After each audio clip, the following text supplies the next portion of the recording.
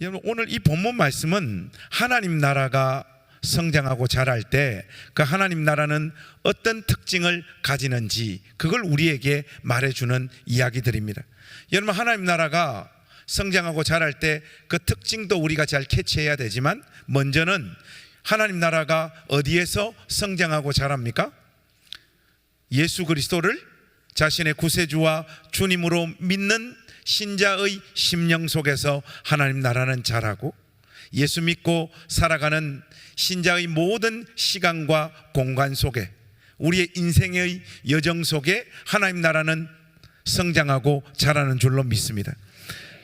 이런 의미에서 보면 지금 여러분들이 마음에 들어하지 않는 여러분의 인생의 시간과 공간 속에서도 하나님 나라는 성장하고 자라고 있습니다. 그런데 그때 성장하고 자라는 그 하나님 나라의 특징을 우리가 잘 이해하지 못하면 한평생 우리가 믿는 이 기독교 신앙으로 우리의 삶과 인생을 해석하거나 이해하지 못하는 일이 벌어집니다. 예수님을 믿든 믿지 않든 모든 인간의 마음 안에는 종교성이라는 것이 자리 잡고 있기 때문에 이 종교성을 근거로 자기 나름대로의 기대와 소망을 하나님 앞에 가집니다. 그런데 살아보니 하나님께서 내가 원하는 방식대로, 내가 꿈꾸고 소망하는 길대로 우리의 인생을 다루시거나 인도해 주시지 않거든요. 여기에서 우리가 고민에 빠지게 되는 것이죠. 그렇기 때문에 하나님 나라가 성장하고 자랄 때 가지는 이 특징을 여러분들이 잘 이해하고 있으셔야지 하나님 말씀으로 또 기독교 신앙으로 여러분 삶과 인생을 잘 해석할 수 있게 되어집니다.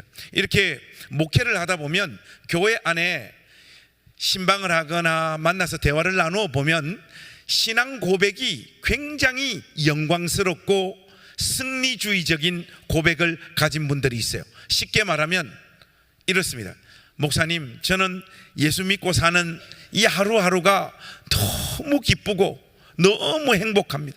아침에 일어나면 막 가슴에서 사이다가 매일 퐁퐁퐁 샘솟아 올라오고 그냥 예수님 안에서 사는 게 너무 행복하고 좋아요. 이런 분들이 있어요. 이런 분들은 아픈 사람들이에요. 사실은 죄가 왕노릇하는 이 세상 속에서 이런 식의 신앙 경험을 하면서 인생의 여정을 지나는 사람들 아무도 없습니다. 우리는 울고 악을 쓰고 탄식하고 괴로워하고 하나님께서 우리의 삶과 인생을 다루시는 방법에 대해서 이해하지 못하는 날들이 훨씬 더 많습니다. 목사님, 안 그렇던데요?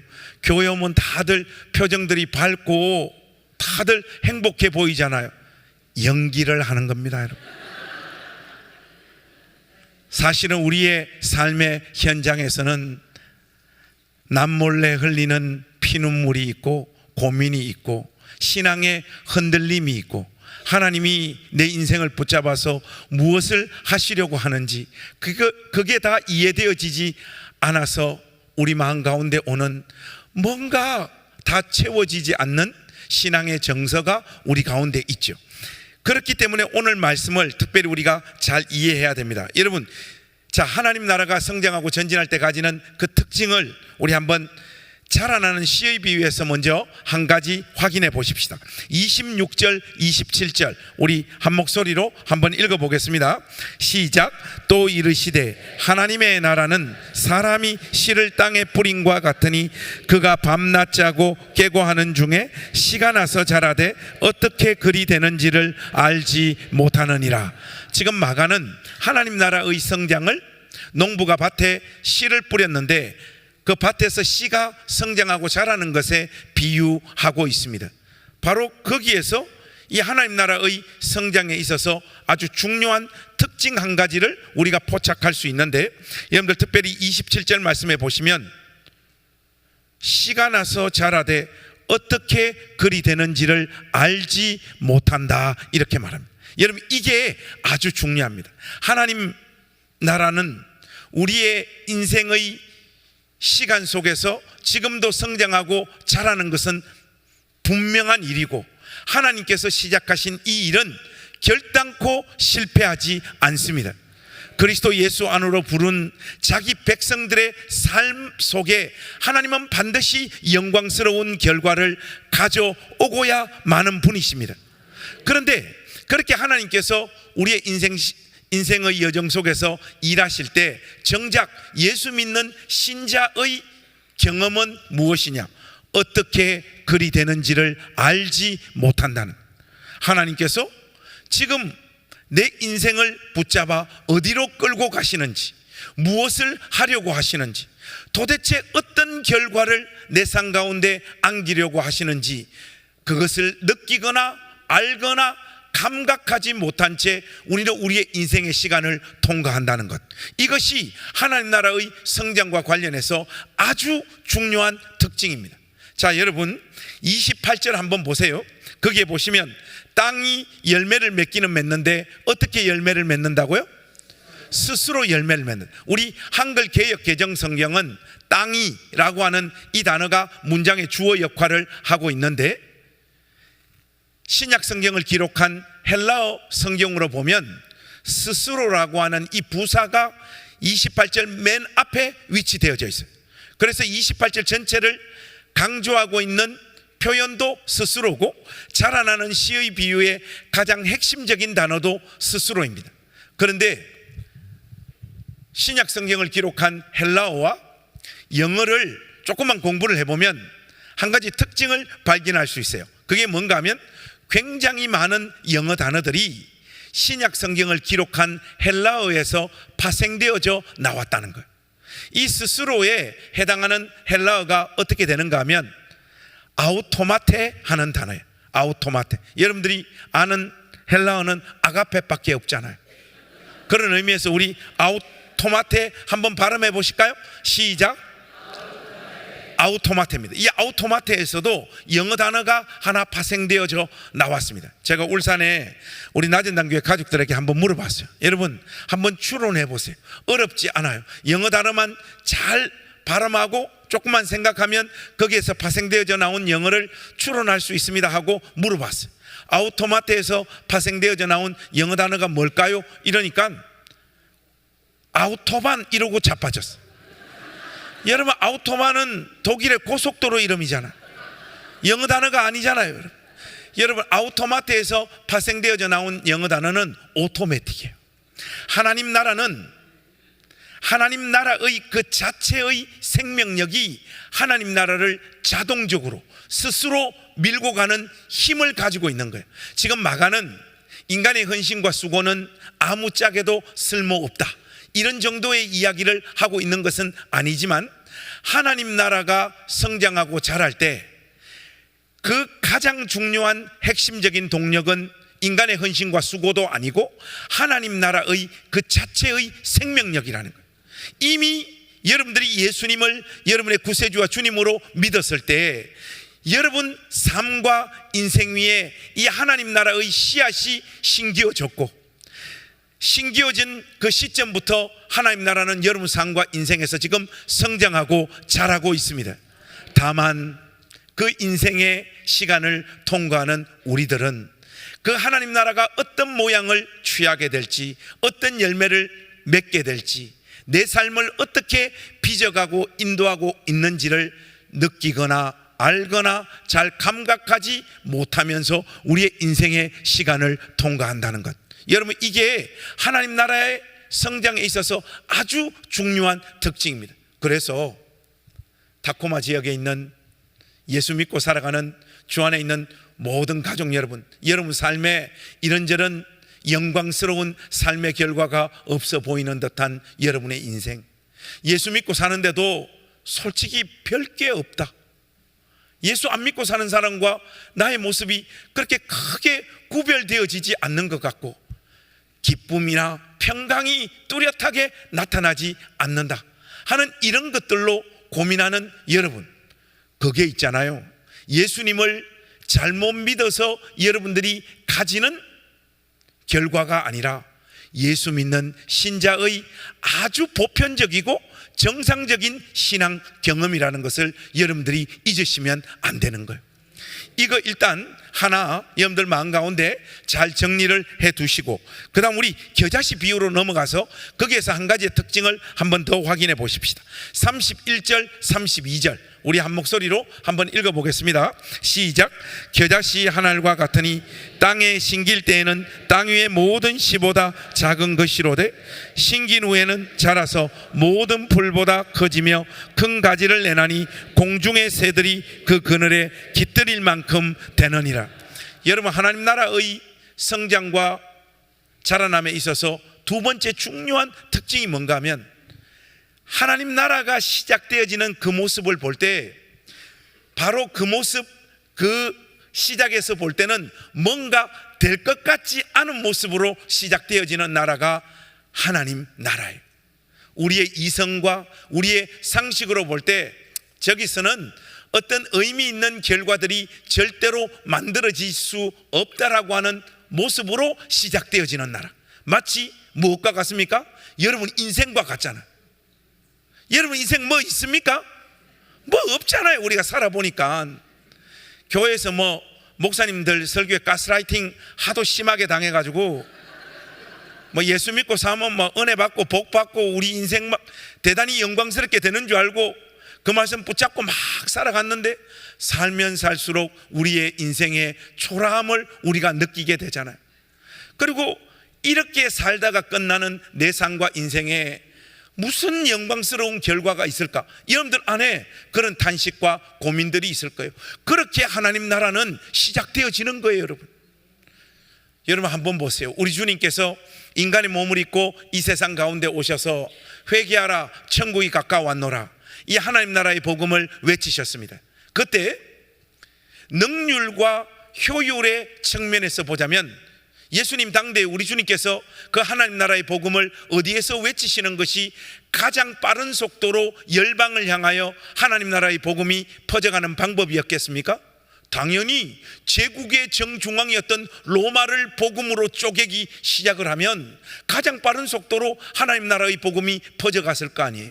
그런데 우리 주님은 그 능률과 효율의 측면을 다 내던져 버리고 변방 중에 변방이었던 유대 갈릴리 땅, 아무도 주목하지 않는 그 변방에서 하나님 나라의 복음을 외치셨고, 이 세상 어떤 사람도 인간의 몸을 입고 이 세상 가운데 오셔서 그 변방 중에 변방에서 하나님 나라의 복음을 외치셨던 예수님의 그 외치심이 영광스러운 놀라운 상상을 초월할 수도 없는 결과를 가져오게 될 것이다, 아무도 예상하지 못했습니다. 그러나 그 복음은 퍼지고 퍼져서 동방의 작은 나라, 이 나라 이 땅까지 그리스도의 영광스러운 복음이 침투해 들어와서 저와 여러분들이 이 예수님의 하나님 나라의 복음을 믿고 하나님 자녀가 되는 이 영광스러운 결과를 하나님은 결국은 이루어 내시잖아요. 아무도 주목하지 않고 뭔가 될 것 같지 않을 것 같은 생각을 가졌던 그 하나님 나라의 시작이 결국은 모든 풀보다 커지며 큰 가지를 내나니 공중의 새들이 그 그늘에 깃들일 만큼 되는 나라로 성장하고야 마는 나라, 이 나라가 바로 하나님 나라입니다. 여러분, 중요한 것은 제가 지금 여러분들하고 이 두 가지 중요한 하나님 나라의 성장에 있어서의 특징을 정리를 했잖아요. 그럼 여러분, 이 중요한 두 가지 특징을 여러분 삶과 인생에 잘 대입을 해서 여러분 삶과 인생을 잘 해석할 수 있는 사람이 되셔야 됩니다. 이 작업을 어떻게 해야 될까? 제가 참 고민이 많은데, 오늘 부흥의 첫날인데 오늘 이 작업을 제가 잘못하고 가면 내일부터 여기 뭐 절반밖에 안 모일 거 아니에요. 오늘 이 작업을 제가 잘 마무리 짓고 숙소로 가야 내일 또 사람들이 많이 모일 것 같은데, 오늘 이 두 가지 내용을 근거로 해서 저의 삶과 인생을 여러분들하고 잠깐 좀 나누고, 후반부에 와서는 다시 우리가 오늘 기록되어진 하나님 말씀을 통해서 오늘 전체 메시지에서 하나님 우리에게 주시는 도전들 우리 마음 가운데 새기겠습니다. 여러분들, 오늘 이 두 가지 특징 먼저 여러분들 마음 가운데 다시 한번 잘 기억을 하시면서요, 저 같은 경우에는 전형적인 역기능 가정 출신입니다. 아버지가 알코올 중독, 노름 중독, 폭력 중독이었어요. 아버지 노름하신다고 우리 누님들 지금 70 이렇게 다 넘으셨는데 뭐 포항, 대구, 또 부산 이런 데로 식모살이 다 보내버렸어요. 노름해야 되니까 월급 받는 날 되면 그 식모살이 하는 주인집에 우리 아버지가 가서 다 수금해가지고 와가지고 그 돈 가지고 한평생 술 마시고 노름하시고 이렇게 사셨어요. 근데 이런 가정을 둔 가정이 정상적으로 돌아갈 수가 없죠. 우리 누님들 인생은 배운 게 없어서 일평생 예수 믿고 살았지만은 제가 이렇게 보니까 좋은 날이 별로 없더라고요. 늘 허덕이며 울면서 살았던 것이 우리 누님들의 인생이었고, 저 바로 위는 누님이 아니고 형님이 계신데 저보다 10살이 많아요. 우리 형님은 이제 남자라고 그 시절에 중학교를 보내줬나 봐요. 중학교 2학년 때 우리 형님은 집에 있는 돈 가지고 서울로 가출해 가지고 우리 형님은 한평생 조직폭력배로 살았어요. 지금은 나이가 많아 가지고 현역에서 은퇴하고 조용히 살고 있습니다. 그 집의 막내가 전데 이런 환경 속에서 살다 보니까 저도 정상적인 아이로 이렇게 성장하지를 못했죠. 매일 초등학교 때부터 이 손버릇이 나빠서 울산의 그 주리엄 백화점, 지금은 현대백화점으로 이름이 바뀌었는데, 저는 그 백화점 물건들 초등학교 다닐 때부터 다 공짜로 사용하고 살았습니다. 제가 오르락내리락 하면 가방에 많은 것이 담겼어요. 한 번은 그 백화점 맞은편에 있는 진흥 슈퍼마켓이라고 있었는데, 초등학교 6학년 때 테니스 가방 들고 거기 들어가서 초콜릿을 한 300개 정도 가방에 털어가지고 나오다가 현장범으로 붙잡혔어요. 그래서 경찰서에 이렇게 넘어가게 됐는데, 초범이고 나이가 어려서 훈방 조치가 됐어요. 그래서 우리 집에서 보호자가 와서 이렇게 진술서를 써야지 집에 가는데, 뭐 아버지 지금 술 드셔가지고 못 오시고, 어머니는 한글도 아는 것도 아니고 모르는 것도 아니고 그런 수준이었기 때문에 오셔서 진술서를 쓸 수가 없었고, 누님들은 이미 그때 시집 다 갔었고, 그러니까 우리 집에 그 조폭 형님이 왔어요. 그래서 이렇게 쓰고 저를 이렇게 데리고 왔는데, 형님은 깡패잖아요. 이 쌍놈 새끼 따라오라는 거예요. 그래서 형님이 저를 끌고 간 것이 동네 우물가였어요. 옷 다 벗으라는 거예요. 옷 다 벗어요. 완전 빨가벗었어요. 하니까 두레박을 탁 던져가지고 우물가에서 물을 한 바가지 이렇게 길러 올리더니 제 몸에 물을 확 뿌리더라고요. 안 그래도 추운데 몸에 물이 닿으니까 얼마나 춥습니까? 형님이 준비한 비장의 카드는 전깃줄이었어요. 전깃줄 이런 거 손에 감아가지고 그거 가지고 두들겨 패더라고. 그러니까 형님 심리는 이거예요. 자기는 깡패지만 자기 동생은 자기처럼 안 살았으면 좋겠다는 마음에. 그 형님이 온갖 욕 훈계를 하면서 3시간을 두들겨 패는데 한 대 맞을 때마다 죽을 것 같더라. 그 3시간을 욕 듣고 두들겨 맞고 난 다음에 형님 입에서 나온 말 한마디가 저의 삶과 인생을 바꿔버렸어요. 너 이 쌍놈의 이번 주부터 교회 안 가면 때려 죽인다는 거예요. 아니, 지도 안 가는 교회를 왜 나보고 교회를 가라. 저는 우리 집은 사돈에 팔촌에 예수 믿는 사람이 아무도 없어요. 우리 집은 남자들은 우리 집안은 다 알코올 중독이에요. 그 정상적으로 사는 사람들이 없었고, 우리 집안 여자들은 그 남자들이 그렇게 사는 삶을 받아낸다고 다 넋이 나가 있는 이런 집이고, 예수 믿는 사람 아무도 없었어요. 근데 형님이 뜬금없이 교회를 가라고 하는 거예요. 훗날 제가 이거 알아보니까 형님이 자기 동료 깡패들 모여 있을 때 내 동생 저거 어떻게 하면 좋냐, 저 딱 보니까 좀 있으면 이제 가출하고 나처럼 몸에 그림 그리고 그러다가 나하고 똑같은 깡패 될 것 같은데 내가 내 동생 때문에 고민이 참 많다 하니까 그 동료 깡패들이 우리 형님한테 해준 말이, 그럼 네 동생 교회 한번 보내봐라, 이렇게 된 거예요. 그 깡패들도 교회 가면 바뀐다는 거 알아요. 자기들만 안 갈 뿐. 그래서 저는 그렇게 해서 교회를 가서, 사실 제가 기네스북에 올라가야 돼요. 전 세계 최초로 불신자에게 전도받아서 목사 된 사람이 잡니다. 그렇게 해서 이제 교회를 갔습니다. 형님이 교회에 대해서 나름 연구를 많이 하셨더라고. 관성아, 헌금 걱정은 하지 마라, 형님이 챙겨줄게 해서 예수 안 믿는 우리 형님이 챙겨주는 그 헌금 들고 그 주부터 교회를 가기 시작해서 이 타코마 연합 집회를 인도하는 이 순간까지 저는 저의 평생 동안 단 한 번도 교회를 빠진 적이 없어요. 그렇게 교회를 갔더니 목사님이란 분이 설교를 하시더라고요. 제가 목사가 누구 뭐 그런 걸 어떻게 알겠어요?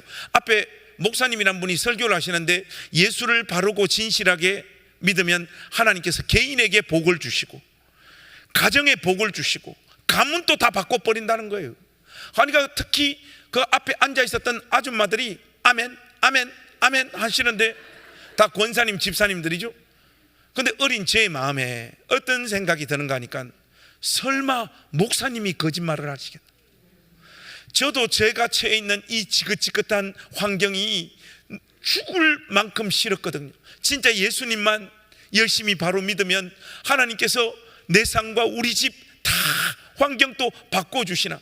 그 목사님 그 말씀 하나 붙잡고 저는 그 순간부터 우리 고향교회 75년 역사상 신앙생활 제일 열심히 하는 애로 돌변해 버렸어요. 저는 초등학교, 중학교, 고등학교 다니면서 새벽기도 빠진 적 한 번도 없어요.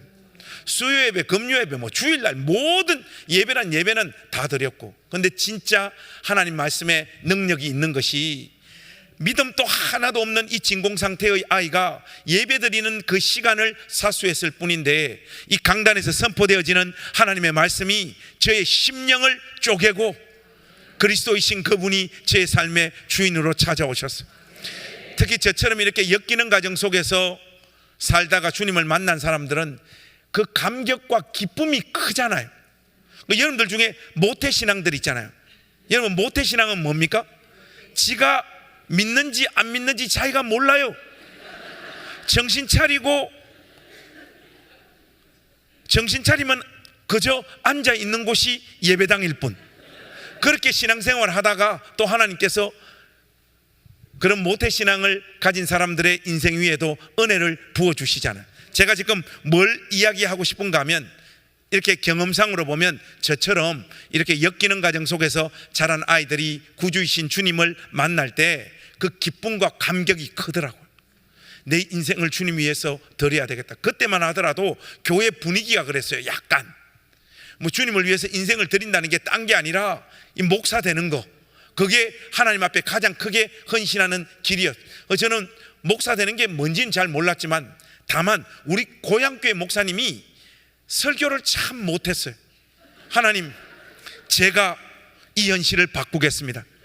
그런 마음으로 목사 되겠다고 철없이 하나님 앞에 약속하고 열심히 신앙생활을 했고, 근데 뭐 신학대학에 이제 갈 때까지 방황하지 않고 저는 뭐 일직선으로 진짜 신앙생활 열심히 하고 주님의 몸된 교회 잘 섬겼어요. 그리고 뭐 대전에 우리 침례 신학대학으로 이제 신학 수련하러 떠나야 되는 마지막 시간이 됐는데 제 마음에 이 풀리지 않는 수수께끼가 있는 거예요. 그게 뭔가 하니까 아무리 열심히 믿어도 우리 집 뭐 복 받고 이런 게 없어.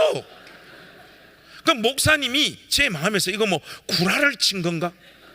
이렇게 간절히 열심히 믿는데도 왜 아무것도 달라지지 않는가? 이게 저의 신앙의 가장 큰 실존적인 고민이었어요. 그래서 목사님께 마지막으로 인사드리러 이렇게 갔어요. 그러면서 제 마음에 있는 고민들을 목사님께 여쭈었어요. 목사님, 몇월 며칠 날 이 강단에서 목사님께서 예수를 바르고 진실하게 믿으면 개인도 가정도 가문도 하나님 복 주신다는 그런 설교하신 적 있으시죠? 하니까 있다는 거예요.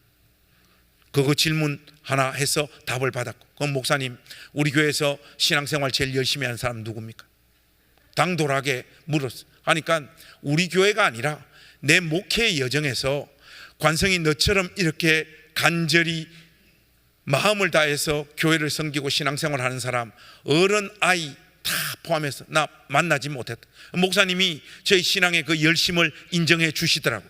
근데 사실 제가 목사님에게 이 두 가지 질문을 던진 이유는 목사님을 코너로 몰아넣기 위해서 한 거예요. 지금 우리 목사님은 바둑이나 장기로 치면 외통수에 딱 걸린 거예요. 빠져나올 구멍이 있습니까? 없습니까? 없습니다. 제가 목사님께 마지막으로 딱 말씀드렸어요. 목사님, 그런데 왜 저는 아무 복도 안 받고 우리 집은 아무것도 달라진 것도 없고 가문은 뭐 말할 것도 없이 왜 여전히 우리 집안은 이렇게 콩가루인가요? 이거는 지금 경우의 수, 확률로 보면 빠져나올 수 없는 것이 분명한데, 야, 이걸 빠져나오는 자들이 목사들이더라고. 어떻게 빠져나오는가 하니까, 관성아, 하나님의 때가 있어. 저는 그때 교회 다니면서 하나님의 때, 하나님의 시간, 이 개념을 처음 들었어요. 근데 그 묘하게 기분은 더러운데 그 말은 설득이 되는 거예요. 아, 하나님의 시간이라는 게 있구나. 저는 목사님이 해주시는 그 말씀 다시 붙잡았어요. 그래서 신학대학 가서도 대전에서 울산으로 왔다 갔다 하면서 저의 청춘의 시간들을 주님의 몸된 교회를 세우는 일에, 봉사하는 일에 다 쏟아부었고, 집사람하고 또 뭐 외국에 가서 신학 공부 한번 하고 와야지 쓰임 받는다, 그때만 하더라도 영어 4대주의 같은 게 좀 있었어요, 우리나라에.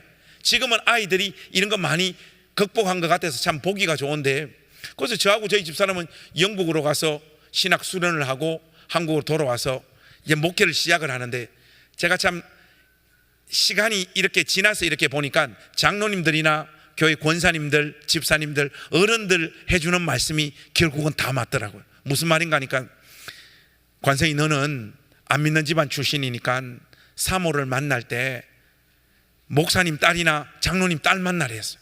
하다가 안 되면 권사님 딸 만나고, 그래도 하다가 안 되다가 인생이 나락으로 떨어지면 그때는 집사 딸 만나라고 했어요. 근데 저는 막 그때 흥분하는 바람에 잘못 골라가지고 안 믿는 집안 여자하고 결혼한 거예요. 그 저도 안 믿는 집안, 우리 집사람도 안 믿는 집안. 여러분, 솔직히 우리끼리 이야기지만 이 목회라고 하는 이 바닥도 누가 좀 끌어주고 밀어주고 땡겨주고 해야지 가는 길이 순적하더라고요. 기도해 주는 사람, 헌금해 주는 사람도 좀 있고 해야 되는데, 우리 집사람도 저도 뭐 집안에 기도해 주는 사람, 뭐 도와주는 사람 아무도 없어요. 그래서 저희는 이제 첫 개척을 돈이 없어서 학원 교실을 하나 빌려가지고 원장님한테 뒤에 15,000원짜리 십자가 걸고 그렇게 시작을 했어요. 처음에 초라하게 시작했지만 막 기도할 때 우리 마음 가운데 눈물이 있었고 기도가 있었어요. 그 기도 가운데 우리 사람하고 제 마음에 하나님께서 이 초라한 개척교회를 통해서 일하겠다, 두려워하고 염려하지 마라. 시작은 이렇게 형편없는 모습으로 시작하지만은 시간이 지나면 모든 것은 다 바뀌고 뒤집어진다. 기도하는데 하나님께서 그런 마음 주시더라고. 그런 마음으로 아내하고 손잡고 힘차게 개척을 시작을 했는데, 그게 다 하나님 주신 음성이 아니고 우리가 우리 인생이 서러워서 우리 스스로 자가 발전시킨 거더라고. 개척교회 시작할 때도 거지였는데 개척교회 한 6, 7년 하고 나니까 이거 완전히 쌍알거지가 되는 거예요. 이 길바닥에 내 앉아야 되는 상황이 떠밀려 오는 거예요. 어제 목사님들하고도 조금 나누었습니다마는 첫 개척지에서 제가 깨달은 것은 딱 하나밖에 없어요. 그게 뭔가 하니까, 여자는 돈 없는 시간을 절대로 오래 못 버틴다. 우리 집사람 강원도 춘천 여자예요. 성품도 보드랍고 헌신적이고 전형적인 사모 스타일이에요, 우리 집사람이. 그런데 개척교회 한 6, 7년 해서 경제적으로 극단적으로 어려운 상황으로 막 내몰리니까, 그때서야 이 여자가 감춰놨던 자기 모습을 드러내더라고. 지랄을 떨기 시작을 하는데 감당할 수가 없어요. 매일매일 싸우는 거예요. 매일매일 싸우는 거예요. 무늬만 목사요 사모지 이 직을 감당할 만한 준비가 아내나 저나 전혀 안 돼 있어요. 입만 열면 막 극단적으로 이혼하자, 잘못 만났다. 우리 집사람 열받으면 네가 목사냐 저보고 막, 그럼 그런 말 들으면 참아야 되는데, 니는 사모냐? 우리는 잘못 만났다, 이혼하자, 때려치우자. 경제적으로 정말 바닥을 찍으니까요, 우리 아내 성장 과정 속에서 저 가운데 얼마나 많은 상처들이 있었겠어요. 우리 사람 보니까 상처 더 많아 하니까 막 상처가 상처끼리 부딪히니까 이거 막 감당이 안 되는 거예요. 이혼하자는 말을 얼마나 많이 했던지. 그때 우리 아들이 유치원생이었는데, 아빠 엄마하고 진짜 이혼할 거야, 저한테 와서 막 이야기하면 철없는 저는, 임마 아버지는 한다면 한다. 그 유치원 애 붙잡고 말이죠. 철이 없어도 가도 근데 뭐 꼭 이럴 때 보면 지방에 있는 목사님들이 오셔가지고 훈수를 드세요. 김 목사, 이럴 때일수록 하나님 앞에 더 엎드려가 기도해야 된다. 여러분, 기도 안 해봤겠습니까? 기도해도 변화가 없으니까 괴로운 거지. 그렇지 않? 밥 굶어 기도했고 밤새워 예배당에서 떼굴떼굴 구르며 기도했던 그 많은 시간에도 불구하고 하나님의 역사가 없기 때문에 괴로운 건데, 와서 밥이나 싸주고 돈이나 좀 주고 가시지. 그리고 또 어떤 목사님은 오셔가 그런 거예요. 이럴 때일수록 더 신방을 열심히 해야 된다. 교인이 있어야 신방을 하지. 말 같지도 않은, 현실에는 작동하지도 않는 이런 훈수들이 오히려 저 가슴을 더 많이 휘회파더라고. 근데 몸부림 만부림을 쳐도 목회 현실이 달라지지 않더라고. 그래서 우리 가족들은 진짜 길바닥에 내 앉아야 되는 상황까지 떠밀려 왔어. 그 모습을 보고 우리 지방의 목사님들이 얘 이렇게 내버려 뒀다가는 다 망가지겠다 싶어서 교회를 하나 소개를 해 주셨어요. 그 거창한 교회를 소개해 주신 것이 아니라 우리 지방의 안에 그 도시 빈민들이 모여 사는 동네로 지하 사택이 있다고. 김 목사, 그래도 길바닥에 내 앉을 수는 없는 거 아니냐, 여기 가서라도 목회해야지 해서 그 말씀 받아들이고 지하 사택에 짐을 풀고 그 도시 빈민들이 모여 사는 교회 가서 목회를 시작을 했어요. 할머님들 65세에서 90살 되는 할머님들 13명이 있는 교회, 남자 성도 한 명도 없고, 거기 가서 어쨌든 새로 시작하는 교회고 또 젊은 목사였으니까 말씀을 열심히 준비해서 매주 강단에서 외쳤어요. 설교가 시작되면 10분만 지나면 다 주무세요.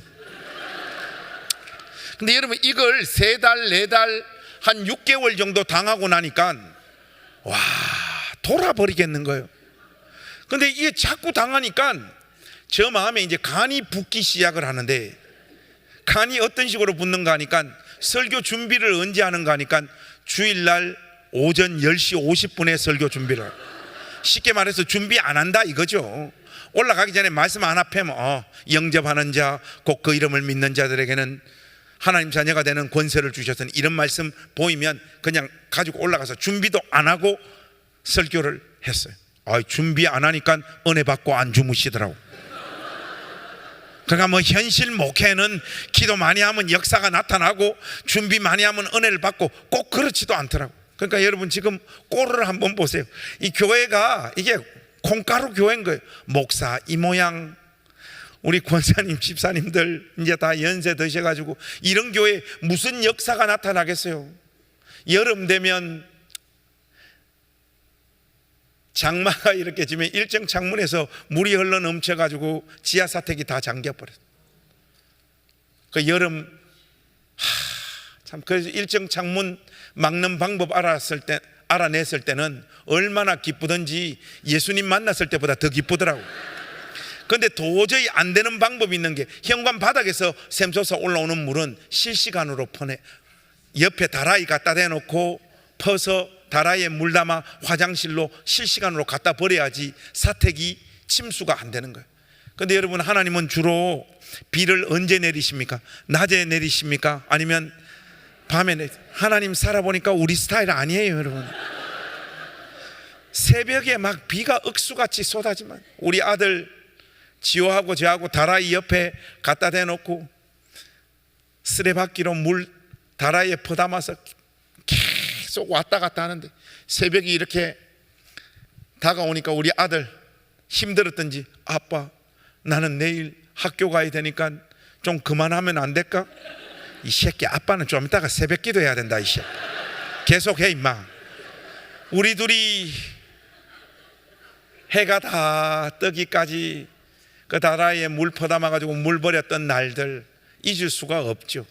그리고 여름이 가고 나면 우리 지하사택은 곰팡이로 도배가 돼가지고 우리 애들은 매일 폐렴을 달고 살았고, 우리 사람 새벽기도 갔다 오면 제일 먼저 하는 일이 걸레 6개 7개 빨아가지고 곰팡이 거실 방 닦아내면서 하루 일과를 이렇게 시작을 했었죠. 그리고 지하사택이 계단 17칸 밑이어서 너무 깊어가지고 화장실을 설치할 수가 없어요. 수세식 화장실은 어느 정도 낮아야지 물이 순환이 되는데 우리는 너무 깊어가지고 물이 순환이 안 돼요. 그래서 우리 집은 방법이 없어서 요강을 사용했어요. 여러분, 2000년도 넘어서 요강 사용하는 집이 어디 있습니까? 아메리카에 혹시 요강 쓰는 데 있습니까? 그래서 뭐 이게 요강 이렇게 하면 제가 우리 가족들 다 불러가지고 오늘부터 내가 요강 사용하는 방법 가르쳐 줄 테니까 아빠 그냥 오줌 싸면 되지 무슨 요강에 사용하는 방법이 있어. 야, 다 규칙이 있어. 아빠가 말하는 거 따라해. 첫 번째 규칙은 노똥 온니 오줌. 큰 거는 바깥에 나가세라. 여기는 하면 안 된다. 그거고. 두 번째는 우리 네 가족이 여기서 오줌을 싸기 시작을 하면 이렇게 오줌이 차 올라올 거 아니에요. 그럼 요 정도 오면 제발 좀 멈춰라.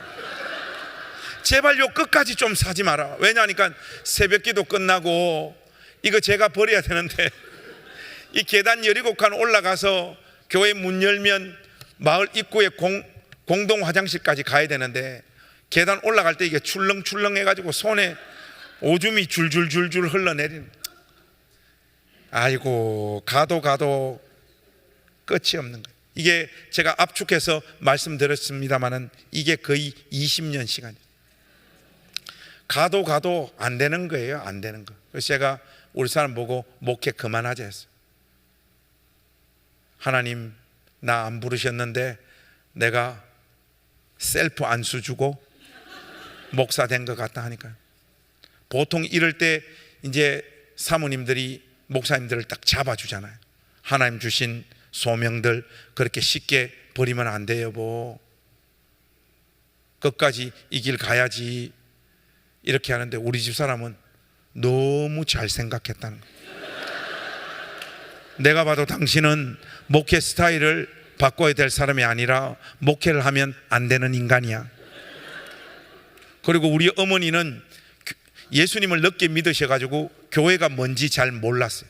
그런데 주일 저녁만 되면 울산에서 전화가 왔어요.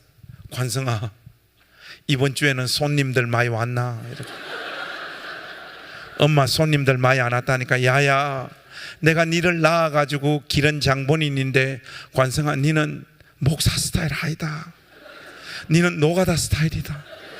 관성아 죽기 전에 울산에 와서 여기 현대자동차 중공업에서 비정규직으로 정상적으로라도 돈 벌어서 애들 공부시키라. 우리 어머니 우시죠. 그러니까 더 이상 어떻게 가요. 그래서 그 두 번째 목회지도 포기. 그래서 우리 목사님이 그 어린 소년에게 말씀해 주셨던 예수를 바르고 진실이 열심히 믿으면 복 받는다는 게 저의 인생의 시간표에는 없더라고요. 여러분 없어요. 이게 저는 저 삶에서 해결되어지지 않는 가장 큰 고민이었어요. 내 안에 하나님 나라가 어디서 성장하고 전진하고 열매를 맺고 있냐고요. 아무리 확인하려고 해도 그것을 감각하거나 느끼거나 알지 못했던 시간들이 대부분이었어요. 그러다가 배운 게 도둑질이라고 고양시 쪽으로 나가서 2층 상가를 다시 하나 계약을 해서 예배당 대충 꾸미고 또 개척을 시작을 했어요. 여러분 예수 믿는 거 막 때려치우고 싶고 목사하는 거 때려치우고 싶어도 그게요 하나님 주신 그 소명과 믿음이라는 게 그 당사자가 자기 의지로 그거 포기하고 싶다고 포기할 수가 없는 거예요. 우리 타코마 지역에 있는 우리 가족 여러분 예수 믿고 살아도 별게 없죠. 힘드시죠. 제가 오늘 팁 하나 알려드리겠습니다. 한국에서 물 건너온 따끈따끈한 팁입니다. 신앙 버려버리세요. 그러면 돼요. 제가 왜 이렇게 담대하게 말씀드리느냐, 버리고 싶어도 버려지지가 않아요. 그래서 힘든 거예요. 저도 목회 그만하고 싶었는데 방법이 없어서 다시 상가를 하나 얻어서 개척을 또 시작했어요. 뭐 사람들 몇몇 모여들고 있었고 했는데 한 청년이 해군 장교로 군대를 입대했다가 돈 3천만 원 모아서 제대를 했는데, 제대를 해서 요즘 청년들 창업 지원을 많이 하거든요. 해서 그 돈하고 합쳐서 핸드폰 앱을 만드는 회사를 창업했는데 쫄딱 망해버린 거예요. 하다가 그 이 녀석이 망하고 나니까 자기가 유치원 때부터 다녔던 교회를 더 이상 못 다니겠다는 거예요. 그러다가 이렇게 뭐 검색을 하다 보니까 고양시 행신동에 돈 없는 사람 찾아오면 돈도 주시고, 살 곳 없으면 집에 가서 같이 데리고 사는 목사님이 있다고 하더라. 뭐 이런 소식을 들은 거예요. 제가 어릴 때부터 하도 가난하게 이렇게 살아서 누가 찾아와서 돈 없다 이러면 감정이입이 너무 심하게 돼가지고, 그런 사람들 오면 돈 털어가지고 다 줘야 돼요. 그리고 데리고 와서 밥 사 먹이고, 갈 곳 없다 하면 우리 집에 데리고 와서 같이 살고, 그렇게 목회하며 살았거든요. 우리 집에 많이 살 때는 14명까지 같이 살아봤어요. 꼭 어디서 소문을 들어도 이런 더러운 소문을 들어요. 왔는데 여러분, 기도하는 우리 목회자들은 영적인 촉 같은 게 좀 있어요. 그게 발동되어지는 시간들이 있어요. 이 녀석이 와서 딱 이야기를 하는데, 보통 이런 애들, 또 이런 분들 찾아오시면 집에 좋은 데 데리고 와서 한 번도 못 먹어봤을 밥 사 먹이고, 돈이 있으면 돈 털어서 주고, 그래도 살아야지, 주일날 꼭 교회 오세요 이렇게 하고 돌려보내는데, 얘는 망한 이야기를 굉장히 비통스럽게 이야기를 하는데, 딱 느낌이 오는데 얘는 며칠 안에 자살한다. 딱 느낌이 딱 오는 거예요. 보통은 이제 밥 사 먹이고 돈 주고 주일날 교회 오라 그러는데, 걔 이름이 선재였어요. 선재야, 너는 내일 아침에 목사님 8시에 교회 출근할 때 내일 꼭 와야 된다 하고 신신당부를 하고 보냈어요. 그 다음 날 얘가 올까 걱정하고 교회에 탁 도착했는데 8시까지 왔더라고. 다행히 그날부터 선재하고 저는 아침, 점심, 저녁을 같이 먹었어요. 제가 설교하러 가면 데리고 가고, 신방하면 데리고 가고, 쉽게 말해서 전도사는 아닌데 전도사 돼버렸어요. 데리고 막 3개월, 4개월 같이 살고 우리 집에서 같이 살았어요. 하니까 이 녀석이 삶이 조금씩 회복되어지더라고. 자기가 청년이니까 노가다도 하고 아르바이트도 하면서 자기 삶을 지키려고 하는데, 참 인생이 모질고 힘든 게, 인생이 되는 놈은 되고 안 되는 놈은 안 되잖아요. 우리 선재 어떤 스타일인가 하면 전형적인 기도해도 안 되고 기도 안 해도 안 되는 스타일. 일을 하면 끝까지 하는 법이 없고, 끝까지 하고 나면 돈 못 받고, 뭐 이런 타입이에요. 원수가 따로 없어요. 원수. 근데 뭐 무슨 방법이 있어요. 우리 집에 데리고 같이 살고 같이 살았죠. 근데 하루는 선재가 저보고 그러는 거예요. 목사님, 한샘 인테리어에서 8주 청년들을 위해 교육을 시키고, 그 교육을 마치면 정규직으로 전환해서 기본급 150만 원에 한 건 올릴 때마다 월급이 더해지는 이 프로그램을 한다는데 제가 한번 참여해 볼까요? 그러더라고. 뭐 하는 일이고 하니까, 부엌하고 거실을 설계하는 걸 목사님 8주 동안 배우는 거예요. 선재야, 뭐라도 좋다, 한번 해봐라, 8주만 해봐라 하고 우리 선재가 그걸 도전을 했어요. 했는데 3주 하더니 못하겠다. 제가 겉으로 무슨 말을 하면 애가 상처받을까 싶어서 겉으로는 말 못했지만 속으로는 했어요. 솔직히 속으로는, 이 새끼야, 니는 안 된다 임마. 내가 사람 좀 볼 줄 아는데 니는 임마 걸러 먹었어. 니는 그냥 안 되는 족속이야. 막 그런 마음이 막 부글부글 막 올라오더라. 그때 우리 교회 막 합류했던 우성균 목사, 전도사였죠. 야 성균아, 선재 이거 왜 또 3주만 하고 때려치웠냐 하니까, 목사님 회사 갈 차비가 없답니다. 야이씨, 요즘 세상에 차비 없어가지고 회사 못 간 놈이 어디 있어. 하기 싫으니까 안 하는 거지. 야 집에 가서 똑바로 한번 알아봐 해서 우리 전사님이 가서 알아보니까 선재 아버지 알코올 중독이에요. 아침부터 술 드시고 돈 한 푼 안 벌어요. 어머니 공황장애, 우울증, 두 분 다 집에 누워있고 10원 한 푼이 없는 거예요. 이번에는 선재가 저 실망 안 시키려고 회사 가서 하루 종일 일 배우고, 돈 아끼려고 점심 굶고 하루 종일 일 배우고, 집에 올 때는 차비 아끼려고 2시간 반 동안 걸어가지고 온 거예요. 3주 동안. 근데 진짜 끝까지 목사님 면을 봐서라도 끝까지 하려고 하는데 회사 한번 갈 차비가 진짜 없는 거예요. 이걸 어떻게 하면 좋나. 그때만 하더라도 우리 교회 다 개척교회였고 모여든 사람들은 다 에브리바디 다 거지들밖에 없어요. 뭐 선재 도와줄 사람이 없는 거예요. 야, 이거 어떻게 하면 좋나 막 고민하는데, 또 우리끼리 이야기지만 막 그렇게 간절히 기도해도 바로바로 하나님이 응답 잘 안 하시잖아요. 야, 이거 참 어떻게 하면 좋냐 하고 있는데, 우리 집 사람이 저한테 해준 말이 한마디 스쳐가면서 딱 지나간, 우리 애들 뭐 보험을 하나 들어놨대요. 우리 사람 여보, 애들 뭐 보험 하나 들어놨어 하니까, 애들 교육보험 하나 들어놨다. 대학 갈 때 뭐 혜택 받는 거 맞지?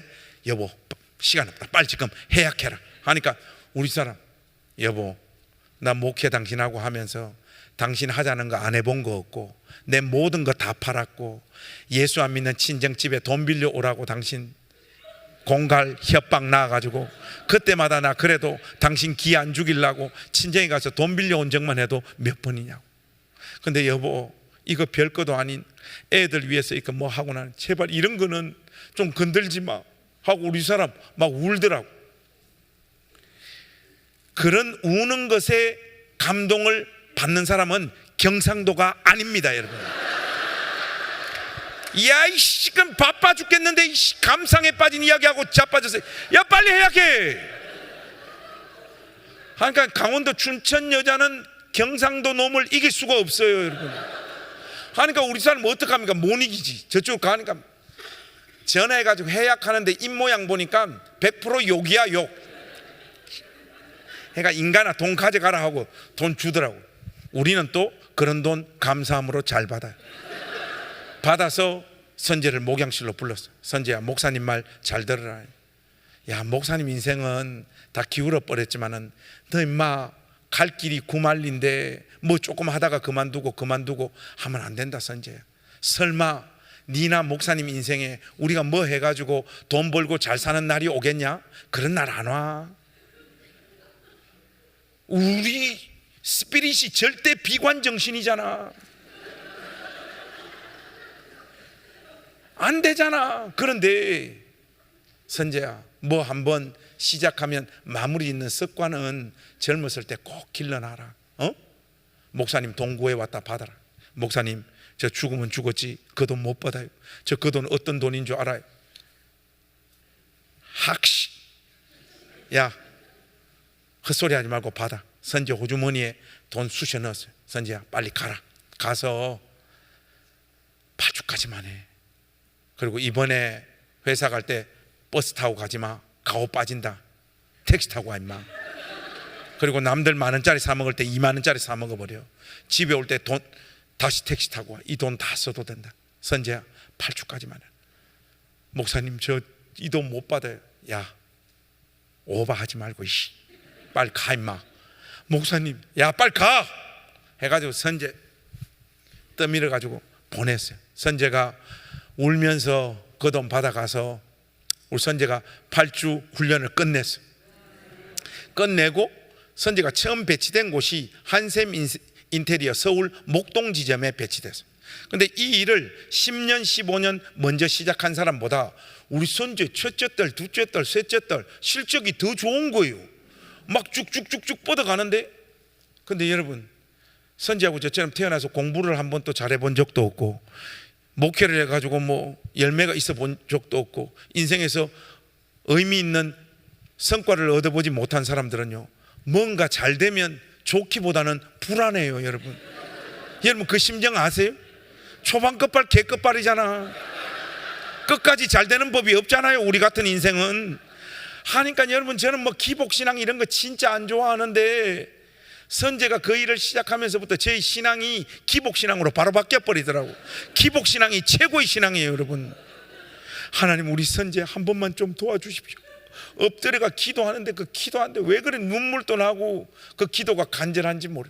하나님께서 제 기도를 들으셨는지 우리 선재가 그 일을 시작한 그 해, 이거 한 3달 정도 가고 이제 멈출 줄 알았는데 안 멈춰요.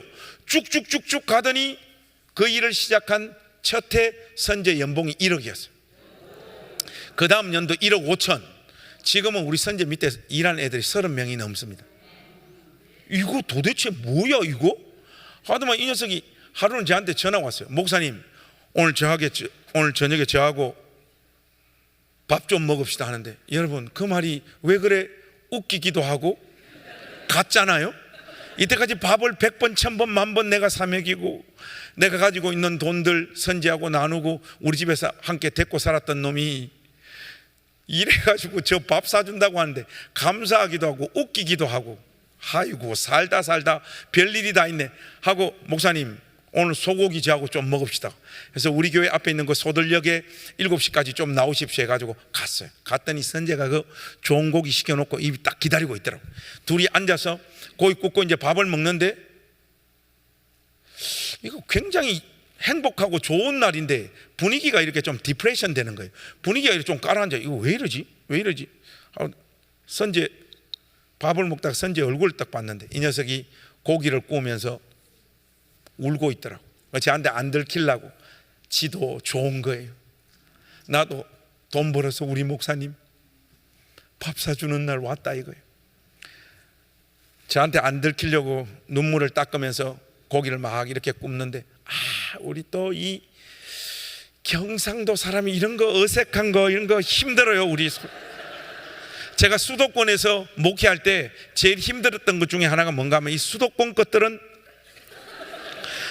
이상한 걸 잘해요. 목사님하고 사모님 앞에 나오래서 이 손 뻗어가 뭐 당신은 사랑받기 위해 태어난, 여러분 그거 우리한테 폭력입니다. 폭력.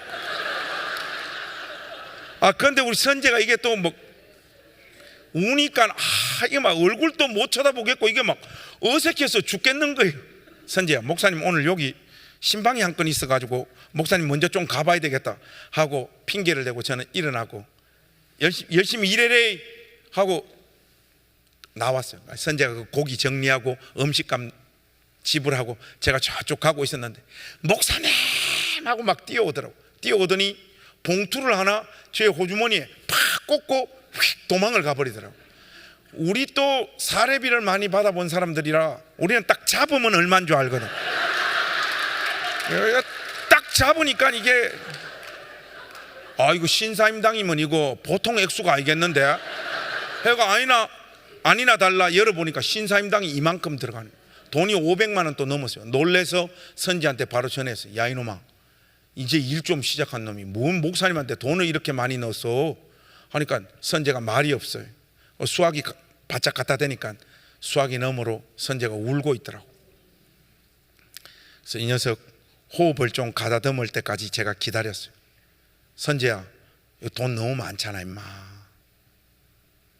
뭔 목사님한테 돈을 이렇게 많이 넣어놨어 하니까, 목사님 저 목사님 만나고 목사님하고 사모님한테 사랑받고 그 어려웠던 날들에도 저 포기 안 하고 집에 데리고 사시면서 저 다 키워주시고 길러주셨잖아요. 그 사랑 받으면서 제 마음에도 목사님 꿈이 생기고 비전이 생겼어요. 근데 우리 또 꿈, 비전 이런 단어 안 좋아하거든요. 그거는 큰 교회에서는 하는 거잖아요. 우리 행신교회 모토가 꿈과 비전이 없는 교회, 하루만 사는 교회. 이게 우리 교회. 네가 조직을 배신하고 혼자서 꿈을 꾸고 비전을 가져? 지금 막 울고 이러니까 막 분위기가 이래가 너스레를 떨어가지고 빨리 분위기 넘기고 싶더라고요. 니까지 이렇게 무슨 꿈을 가져 임마 이러니까 목사님 생각하는 그런 꿈과 비전이 아니에요. 선재 너의 꿈이 뭔데 하니까, 목사님 저는 인생에서 목표 하나밖에 없어요. 지금처럼 열심히 일할 거예요. 그리고 돈 악착같이 모을 거예요. 그래서 서울에 우리 목사님 집 사드리는 게 제 인생의 마지막 목표입니다 하고 막 선재가 막 우는 거예요. 선재가 막 우니까 막 저도 눈물이 터진 거예요. 둘이 막 펑펑펑펑 막 울었어요. 둘이. 여러분 집 사준다는데 눈물이 나죠. 그런데 그날을 제가 잊을 수가 없는 것이 집 사준다는 것 때문에 그런 게 아니에요. 저의 부르심을 깨달은 날이에요. 저는 정말 어린 시절부터 선재 만나서 그 목회하는 날까지 인생에서 좋은 날이 없었어요. 돈이 없어서 울었던 날들이 대부분이었고, 돈이 없는 게 돈이 없는 것으로 끝나지가 않더라고. 거기서 모든 인간관계가 다 박살이 나고 목회도 내 인생도 자녀 교육도 다 엉망진창이 되고 예수 믿고 사는데 내 마음에 요만한 기쁨과 평강도 없어요. 하나님 앞에 그렇게 메어 달렸지만 그 어떤 응답도 없어서 떼굴떼굴 구르며 탄식하고 고민하고, 또 꼬라지가 목사니까 믿음 있는 척 연기하면서 살아야 되니 제 내면은 얼마나 더 괴롭고 고통스럽겠어요.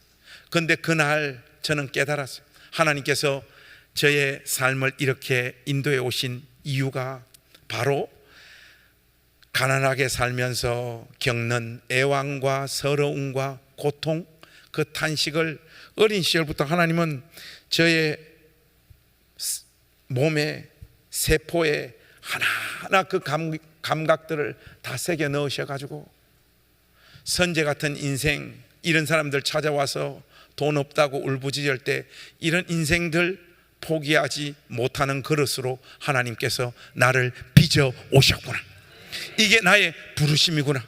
제가 그거 깨닫고요, 그날 참 많이 울면서 하나님 앞에 기도했어요. 하나님, 저 목회 끝나는 그날까지 영광스러운 길이 아니더라도, 열매가 크게 보이는 길이 아니더라도 이 길 끝까지 신실하게 걸어가겠습니다. 그러나 큰 교회에서 불러주면 바로 가겠습니다, 아버지. 근데 안 불러주더라고요. 그래서 선제하고 그때 모였던 사람들 10명 그냥 한 가족 되어서 같이 살고 같이 나누고, 그렇게 그 시간들 지났어요. 하나님께서 목회 복을 붓기 시작을 하시는데 이 감당할 수 없는 일들이 막 벌어져. 옛날에 나 그대로인데, 옛날처럼 설교하고 옛날처럼 목회했을 뿐인데 하나님의 시간이라는 게 진짜 있더라고요, 여러분.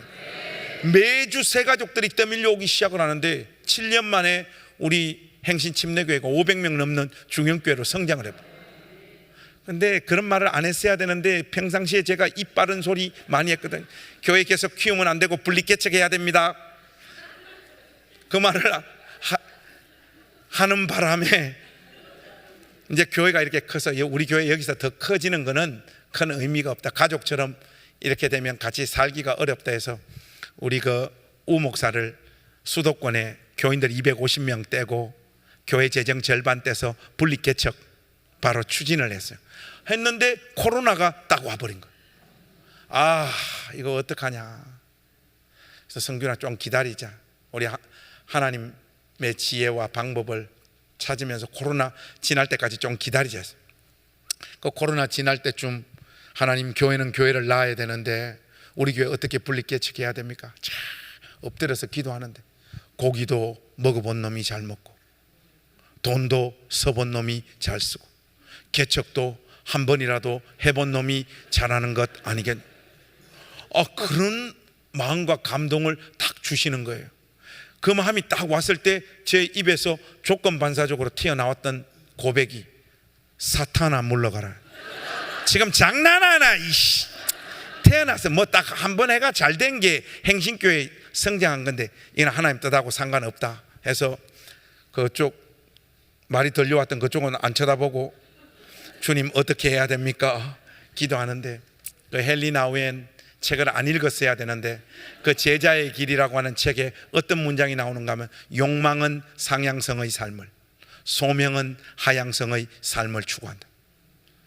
주님이 나보고 가라고 하시는 거라. 그래서 우 목사하고 사모님 불러서 빨리 정교인들 신방 시작해라 하고 우리 교회 예배 시간에 개척선을 해버렸어요.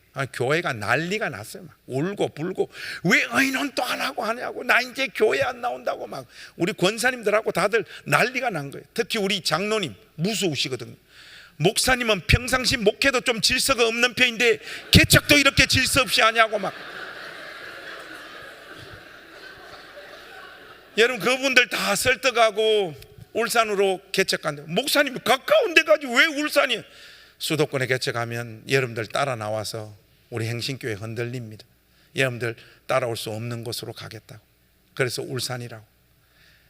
그래서 그 다음 날 아침에 월요일 날 교회 일에 나와 있으니까, 야, 내가 멋있는 말은 하고 성도들은 설득을 했는데 막상 갈라 하니까 되게 겁나더라고. 솔직히 50 넘어서 무슨 또 개척이에요. 그냥 막 다음 주 예배 시간에, 여러분 사실 몰래 카메라였습니다. 그렇게 한번 말하고 넘어갈까 막 별 생각이 다 들더라고. 근데 이제 간다고 했는데 어떻게 안 가요? 그래서 뭐 계획 잡고 이러니까 밤 10시가 금방 찾아오더라고. 그래서 밤 10시에 월요일 날 아무도 안 오는데 똑똑똑 누가 노크를 해요. 문을 여는데 선재인 거예요. 문 열자마자 이렇게 어디 있어? 이 사람들 다 버리고 가더라도 목사님 나 버리고 가면 안 되지. 울산 거기 어디라고 가냐고 막 난리. 선재야, 이 사람들 다 이해를 못해도 임마 너는 목사님 이해하지. 너까지 이러면 목사님 어떻게 개척가냐? 싫어요 목사님. 분리개척이랬잖아요 목사님. 분리개척 무슨 말하고 싶은데 하니까 분리개척이니까 한 가정은 따라가 있죠. 저는 우리 집사람하고 이야기 다 끝냈어요.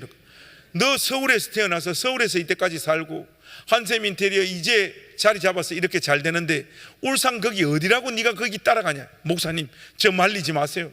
저는 우리 사람하고 이미 이야기 다 끝냈어요. 저는 따라가요 목사님 하고 이 녀석이 이미 울산을 공부를 다 끝내가 왔더라고. 목사님 저 말릴라 하지 말고 울산에 중구에 집을 구해야 됩니까? 남구에 집을 구해야 됩니까? 선재야 남구에 구해야 된다. 교회가 남구에 세워진다. 그렇게 해서 선재는 그때부터 회사 접기 시작하고 우리 사람은 이제 애들 방구해 준다고 2달 늦게 내려오고 저 혼자 2년 8개월 전에 울산에 홀몸으로 개척하러 내려왔어요. 근데 개척 첫날 300명 모였더라고. 첫날은 손님이 많잖아요 여러분. 근데 손님들이 아닌 거라 여기서부터 인원이 불기 시작하면 한 2년 지나니까 한 600명 모이더라고. 지금 여기 오기 전에 제가 우리 교인 명부 체크를 해보니까 등록되어 있는 사람들 지금 700명이 좀 넘어가더라고요. 여러분 이 이야기를 왜 여러분들에게 제가 하느냐? 자랑하려고 하는 거예요. 누구를요? 하나님을 자랑하려고. 여러분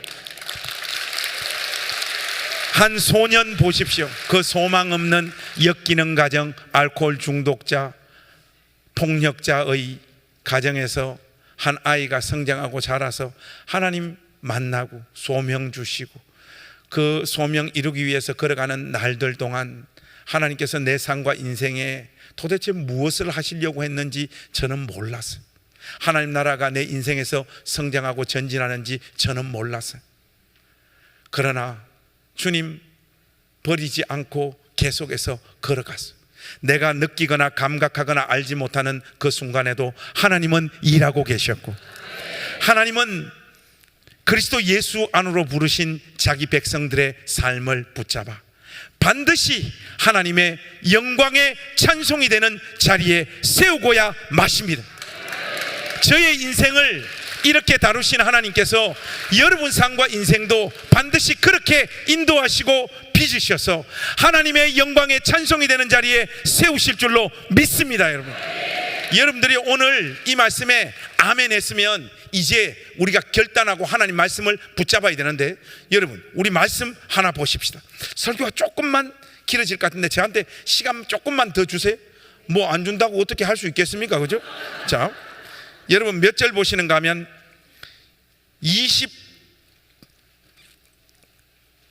27절 보십시오. 여러분 27절 보시면 씨가 나서 자라는 순간이 언제예요? 씨가 나서 자라는 순간이 언제예요? 밤낮 자고 깨고 하는 중. 여러분 오늘 이 메시지 앞에 여러분들이 아멘으로 화답하셨으면 오늘 이 밤부터 여러분들이 하나님 앞에서 잘 결단해야 될 일이 있어요. 그게 뭐냐? 집으로 돌아가셔서 오늘 이 밤부터 잘 자야 돼요. 목사님 설교가 좀 이상하게 흘러가는 것 같습니다. 아까 거기서 설교가 끝났으면 딱 좋았을 것 같습니다. 여러분 그게 아니에요. 시편 127편에 보니까 주께서 사랑하시는 자에게 뭘 주신다? 잠을 주신다. 근데 이 귀한 말씀을 보통 설교 시간에 자는 인간들이 이 말씀을 잘 인용을 하더라고. 근데 여러분 주께서 사랑하시는 자에게 잠을 주신다는 말씀이 무슨 말씀입니까? 이 문맥에서 보면요 이런 말씀이에요. 인간이 잠을 잘 때는 자기가 자기를 위해서 아무것도 하지 못하는 순간이잖아요. 우리가 우리 자신을 위하여 아무것도 하지 못하는 그 자는 순간에도 하나님은 우리 인생을 붙잡아 일하신다는 것, 여기에 대한 확신이 있는 사람만이 깊이 잠들 수 있다는 거예요. 그런데 여러분, 이게 얼렁뚱땅 넘어갈 문제가 아니에요. 예수님을 자기의 구주와 주님으로 믿고 있음에도 불구하고 인생의 이런저런 고민, 삶의 과제 하나만 딱 찾아오면요, 밤에 잠들지 못하는 사람들이 너무 많아요. 여러분, 이거 영적인 문제입니다. 영적인 문제. 성령 충만한 지표가 뭐냐? 많은 목사님들이 기도를 열심히 하는 사람이 성령 충만하다, 말씀대로 살려고 하는 사람이 성령 충만하다. 다 맞는 말씀이죠. 성품이 주님 닮은 사람이 성령 충만하다, 맞죠? 맞는데 저는 생각이 좀 다릅니다. 진짜 성령 충만한 사람은 누구냐? 머리가 베개에 닿자마자 깊이 잠드는 사람이 성령 충만한 사람이에요. 영적인 문제라니까. 여러분들 지금 표정 보니까 혹시 내가 성령 충만한 사람? 내가 그 정도로는 생각 안 했는데 혹시 난가? 내가 성령 충만한 사람인가? 여러분, 우리 이거 그냥 얼렁뚱땅 넘어갈 게 아니라 한번 손들어 표 한번 해보겠습니다. 1번 목사님, 제가 바로 이 시대의 성령 충만한 사람입니다. 왜냐? 저는 막 어떤 날이라도 머리가 베개에 닿자마자 저는 깊이 잠드는 이 시대의 성령 충만한 사람입니다. 1번. 2번 목사님, 저는 무슨 이유에 있었는지 몰라도 밤이 찾아와도 깊이 잠들지를 못해. 삶의 이런저런 고민, 과제, 뭔가 저의 마음, 심령을 눌러서 밤이 찾아와도 잠을 잘 자지 못해요. 2번. 자, 우리 솔직하게 하나님 앞에서 우리 손 한번 들어보겠습니다. 목사님, 감사합니다. 제가 성령 충만한 사람이라는 걸 오늘에야 알게 되었어요. 목사님, 저는 막 잠 잘 잡니다. 머리가 베개에 닿자마자 저는 막 바로 잠드는 이 시대에 성령 충만한 사람입니다. 1번 손 들었어요. 저는 잠 잘 잡니다. 높이 드세요. 높이 드세요. 괜찮아요. 이분들은 성령 충만한 사람들이 아니라 생각이 없는 사람. 누구를 속입니까? 지금 누구를? 맞아요, 안 맞아요? 목사님, 저는 무슨 이유에 있는지 몰라도 밤이 찾아와도 잘 잠을 자지 못해요. 솔직히 이런저런 고민들, 마음에 들지 않는 내 인생들, 뭐 이런저런 삶의 과제들 때문에 솔직히 잠 잘 못 자요. 2번 손 들어보세요. 괜찮아요? 우리 주님께서 용기 내어 2번 손든 여러분의 삶에 오늘 이 밤부터 깊은 잠을 주시기를 주의 이름으로 축복합니다. 여러분, 이거 중요한 거예요. 제가요, 행신교회에서 사역할 때 우리 교회에서 기도 제일 많이 하고 자타 믿음 제일 좋은 집사님이 3주 동안 교회를 못 나오시겠다는 거예요. 여자 집사님이. 아니, 집사님 왜 3주 동안 교회를 못 나와요? 하니까 그 이유는 말을 못 한다는 거예요. 에이, 그래도 담임 목사한테는 말을 하고 안 나와야지 무슨 일 때문에 못 나오냐니까. 말 못 한다. 에이, 참 말을 해라. 뭐 때문에 못 나? 말 못 한다. 아, 그럼 집사님 3주 뒤에는 교회는 올 거예요? 목사님, 3주 뒤에 교회 꼭 올 거니까 그거는 걱정하지 마시라. 그래서 아무리 물어도 답을 안 하시길래 우리 집사님 보내드렸어요. 3주는커녕 열흘 만에 새벽 2시에 사택으로 전화가 들어온 거예요. 여보세요? 하니까 받자마자 울기 시작하는데, 목사님, 나 죽어버리고 싶어. 아파트 베란다에 뛰내리고 싶어. 스트레스 노이로제 때문에 잠도 못 자고 몇 달 며칠 죽을 것 같다는 거예요. 아니, 집사님 3주 있다가 교회 오신다고 한 분이 열흘 만에 지금 새벽에 전화 와서 이거 도대체 왜 이러시냐고 하니까 말을 못 한다는 거야. 아니, 말을 해라. 말을 해야지 뭐 기도를 하든지 위로를 하든지 할 거 아니에요. 뭐 때문에 그러니까 말 못 한다는 거예요. 죽어버리고 싶다는 거예요. 잠도 못 자고 막 미치겠다는 거예요. 말을 해라. 도대체 뭐 때문에 그래? 말을 해라 하니까 하도 제가 고함을 치니까 말을 하시더라고요. 열흘 전에 코 성형 수술을 한 거예요. 그런데 코가 들려버린 거예요. 아니, 지금 우리 집사님, 권사님들, 자매님들에게 있어서 이 외모가 깨진 것은 심각한 일이잖아요. 아이, 그렇게 웃으시면 안 되지. 그 웃는 분들 코 수술해가 잘못됩니다. 그죠?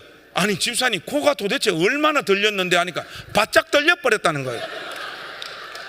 아니 얼마나, 그러니까 목사님 그만 물으라는 거예요. 죽고 싶다는 거예요 자기. 그래서 그러면 핸드폰 찍어서 한번 보내봐라. 그 달래가지고 결국은 핸드폰 찍어가 왔어요.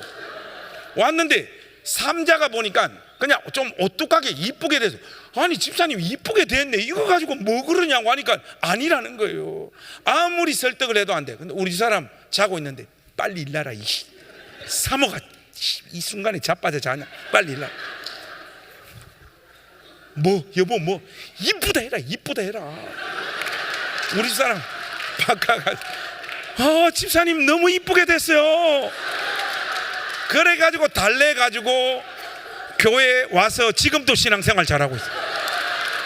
여러분, 우리의 믿음의 수준이 이렇다니까요. 우리 삶의 과제 요만한 거 하나 딱 자리 잡히면요, 밤에 잠 못 자는 거예요. 하나님이 우리 아버지신데, 하나님이 내 인생을 붙잡아 지금도 일하고 계신다는 고백을 하면서도 삶의 과제와 고민들 하나만 딱 찾아와도 잠을 못 자는 거예요. 타코마 지역에 있는, 주안에 있는 우리 모든 가족 여러분, 오늘 이 밤부터 하나님이 내 인생 붙잡고 계시다, 빚어가고 계시고 인도하고 계시고 하나님의 영광의 찬송이 되는 자리로 인도하신다는 이 확신 가지고 깊이 잠드는 여러분들 되시기를 주의 이름으로 축복합니다. 그런데 이 말씀 보니까 밤낮 자고 깨고 하는 중에라 있잖아.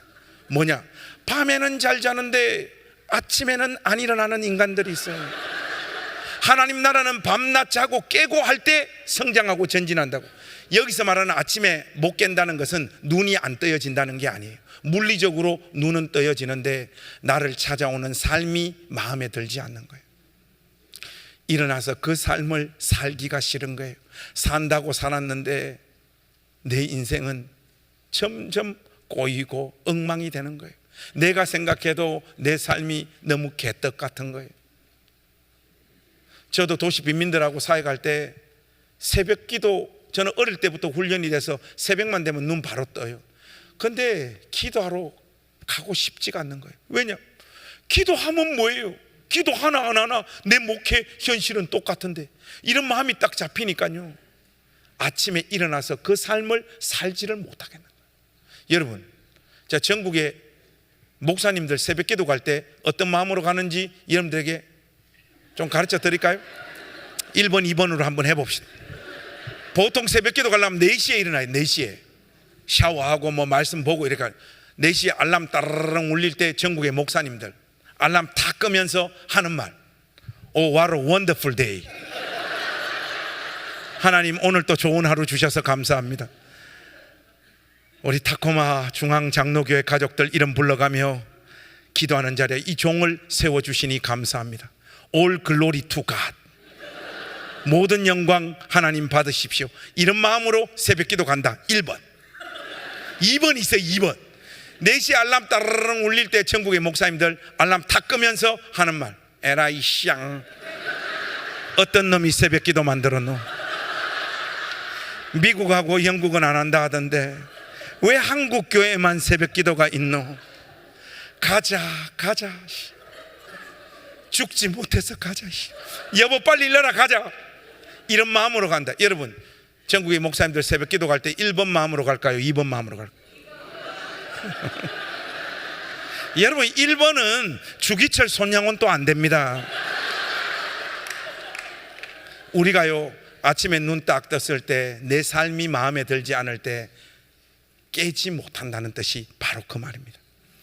타코마에 있는 우리 모든 가족 여러분, 아침에 눈 딱 떴을 때 여러분들을 찾아오는 그 삶이 아무리 비참하고 마음에 들지 않더라도 주님 사랑하는 마음으로 그 삶을 사셔야 됩니다. 받아내셔야 됩니다. 하나님은 하나님 의지하고 밤에 잠들고 아침에 일어나서 그 어떤 삶이 떠밀려오더라도 주님 사랑하는 마음으로 그 별 것 없는 삶을 그 누구보다 진지하게 살아가는 우리의 인생의 시간 속에 우리의 삶을 붙잡아 빚으시고 인도하셔서 하나님의 영광의 찬송이 되는 자리에 우리의 삶을 세우십니다. 여러분들이 그 주인공들이 되시기를 주님의 이름으로 축복합니다. 그런 의미에서 오늘 첫째 날 부흥회 마무리해야 될 시간입니다. 여러분, 현장에 와 있는 우리 가족들끼리 2명씩 짝을 한번 지어보세요. 자, 그리고 손 한번 꼭 잡아보십시오. 이제 끝날 시간입니다. 자, 여러분 손 딱 잡은 손 얼굴 한 번만 쳐다보세요. 좀 더 바짝 붙어보세요. 자, 첫 마디 이렇게 하겠습니다. 네가 이때까지 산다고 수고가 많았다. 등 한번 두들겨 주세요. 시작. 자, 이제 오늘 들은 말씀 우리 형제와 자매의 심장에 새기겠습니다. 눈 딱 쳐다보고 밤이 되면 잘 자라. 좋습니다. 한마디 더 하겠습니다. 아침이 되면 잘 일어나라. 자, 마지막으로 그러면 주께서 일하신다. 자, 여러분 요거 지금 연습이에요. 연습. 요 네 마디를 처음부터 끝까지 우리 오늘 이 예배당이 떠나가도록 힘차게 이어서 쫙 하겠습니다. 네가 이때까지 산다고 수고. 지금 표정 보니까 목사님 너무 길어요. 여러분 이거 너무 길면 이거는 뭐 안 되지. 네가 이때까지 산다고 수고가 많았다. 밤이 되면 잘 자라. 아침이 되면 잘 일어나라. 그러면 주께서 일하신다. 여러분 우리 예배당 떠나가도록 정말 우리 형제와 자매의 삶에 하나님 이 역사 이 은혜 허락해 주옵소서. 그런 심정으로 우리 서로 눈 쳐다보고 크게 이 네 문장 한번 하겠습니다. 준비됐죠? 자, 시작. 네가 이때까지 산다고 수고가 많았고 잘 자라. 아침이 되면 잘 일어나라. 그러면 주께서 할렐루야. 타코마 지역에 예수 믿고 살아가는 모든 가족 여러분, 예수님 믿고 살아온 여러분 삶과 인생을 향하여 제발 좋은 점수 주세요. 여러분 삶에 영광스러운 결과 아름다운 열매가 없더라도 그 삶 산다고 분투하고 울고 머리를 뜯고 통과해온 모든 시간들, 어쨌든 예수님 믿고 예수님 손잡고 여기까지 걸어온 여러분 삶과 인생에 제발 좋은 점수를 주시라.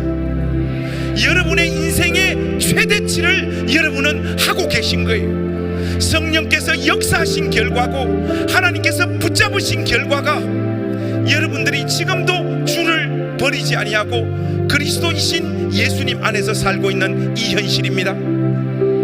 여러분 향해서 제발 좋은 점수 주세요. 그리고 오늘 이 밤부터 집으로 돌아가서 깊이 잠드십시오.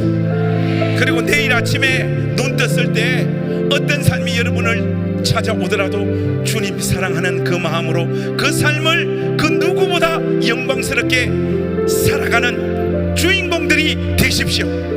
그런 여러분 삶과 인생을 하나님은 붙잡아 빚으시고 인도하셔서 하나님의 영광의 찬송이 되는 자리에 세우실 줄로 믿습니다.